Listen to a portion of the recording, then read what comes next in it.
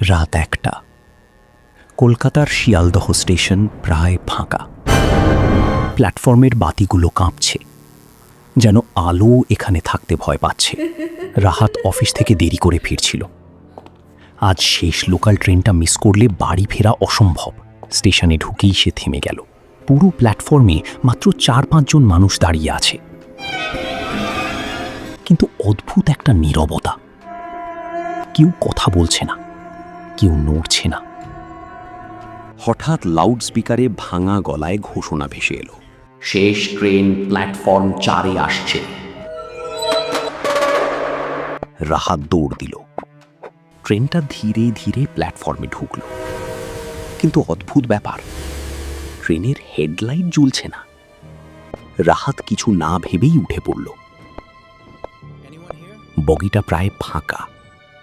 সে জানালার পাশে বসে ফোন বের করল। নেটওয়ার্ক নেই। ঠিক তখনই সামনে বসা এক বৃদ্ধ ধীরে ধীরে বলল, বাবা,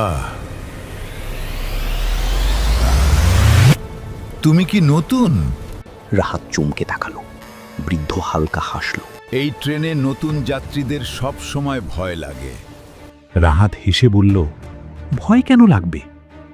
বৃদ্ধ জানালার দিকে আঙুল দেখালো। রাহাত জানালার বাইরে তাকিয়ে জমে গেল। ট্রেন চলছে, কিন্তু বাইরে কোনো আলো নেই, কোনো স্টেশন নেই, কোনো শহর নেই, শুধু অন্ধকার। রাহাত তাড়াতাড়ি উঠে দরজার দিকে গেল। দরজা খুলতেই তার বুক কেঁপে উঠল। দরজার বাইরে কোনো রেল লাইন নেই, শুধু কুয়াশা আর গভীর অন্ধকার। ধীরে ধীরে সে পিছনে ঘুরল। তার পেছনে সব যাত্রীরা দাঁড়িয়ে গেছে। রাহাত বুঝতেই পারেনি বগিতে এত মানুষ ছিল। সবাই একসাথে ফিসফিস করে বলল, আমাদের ট্রেনে স্বাগত।